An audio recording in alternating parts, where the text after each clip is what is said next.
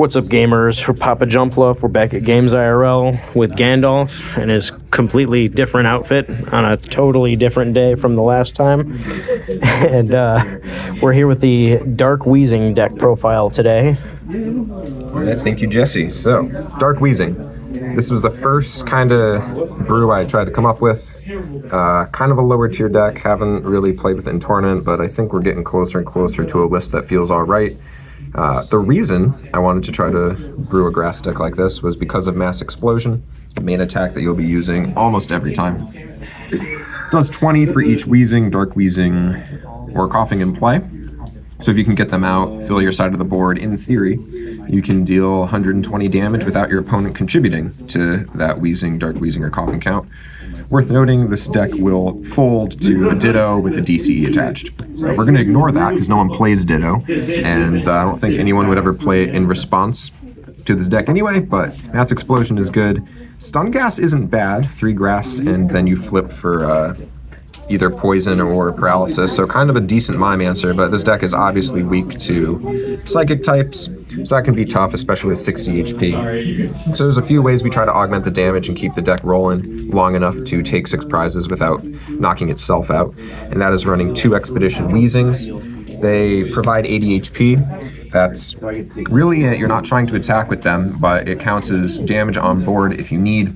And I really like them because they can just pop on top of a Brock's Ninetales, which is in the deck and we'll talk about later. Otherwise, the best Coughing, in my opinion, is from Expedition. And that Coughing has some simple attacks, but if you're really in a pinch, Confusion Gas to confuse on the flip for 1 grass isn't the worst. The more interesting side of the deck is Brock's Rhydon. It has the Pokemon Power Bench Guard, so each time you use Mass Explosion, this Rhydon can take 10 damage to a respective Coughing, Weezing, or Dark Weezing, and put 10 to itself. So with Metal Energy, the math gets even more interesting. With 1 Metal Energy on a Dark Weezing, Mass Explosion would deal 0 to the active one and only 10 to all the ones on your bench, and then Rhydon can take all of that damage and soak it up.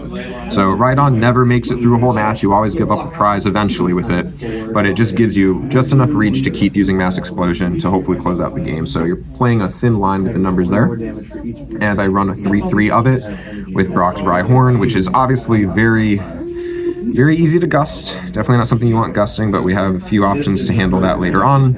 You're almost never attacking with this thing. You really just want it out for Brock's Rhydon. And speaking of Brock's Ninetales. Shapeshift is a complicated ability. Here you're really using it to get out more Weezings, or if you can't find a Coughing. If it's prized or something, you can't get it out of the prizes because you can't take KOs. You can always grab a Ninetales, evolve into it, and then shapeshift into Weezing or Dark Weezing same turn. We only run it at a 2/2 line with Vulpix, which does have that little Wizards of the Coast stamp on it here. Not bad to get stuck in active with because it can kind of stall with Hypnotic Gaze. You can put the opponent to sleep with no flip, but you really want it out of there. And even though there are abilities in this deck, if you need to close out a game, sometimes all you need is a Pichu. There are no Cleffa in this deck. I know that is controversial. I don't care. This is my weird Timmy deck, so I can do what I want with it, and that was put 2 Pichu in it. So it won't hit Dark Weezing, it won't hit regular Weezing or Coughing. You just gotta be careful with the Ninetales, and usually your Rhydon's knocked out anyway. So Pichu can help close out a game, hit the bench if the opponent is hiding. There's only so many gusts you can play, so I really like Pichu paired with it. Now let's talk about the engine, because the engine's kind of a mess. 3 Oaks. I used to run 4, but the number of times I would run up into a situation with multiple Oaks in my hand felt really bad, and then I wasn't really able to continue using the engine the way I wanted to. Otherwise, I've got 4 Computer Search, and almost every time you see a Computer Search, you're going to grab an Oak. That really keeps the deck moving. It allows you to set up a wide bench. If you can get a Mass Explosion off turn 2, which is really the goal of the deck, you can start taking prizes very early, so you are going fast, you are dumping your deck into the bin to try to fulfill that. And that's another reason why I didn't want Cleffa. Why use an attach for turn to E when I can use an attach and start exploding? And then 2 Item Finder. Once again, 90% of the time, you're item findering for Computer Search, or you're just item findering another Oak out.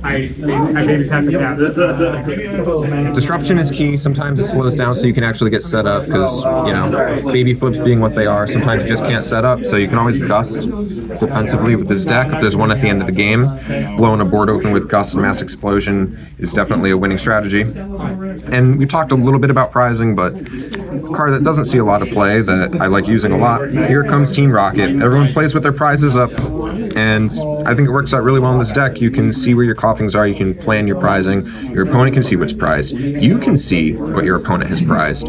So it just adds a little extra dimension to some of the gameplay, makes the deck a little more fun to play, so I would never cut that card. Similarly, just one copy of Brock's Training Method allows you to grab any of these four up here, either the Vulpix, or the Ninetales, or the Rhyhorn, or the Rhydon. So it almost feels better than Trader, right? You don't have to put anything back in, it's just play, go and grab a Brockmon, and that just always feels good.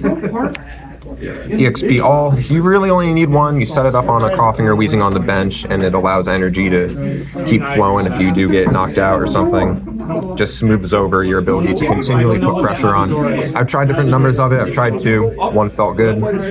Same deal with Balloon Berry. You draw that card, you play it before you get oaked, or before you oak yourself. You play it on Brock's Rhydon, and that helps it with getting Gust. Similarly, you draw the one-of copy of Rocket's Hideout, you just play it.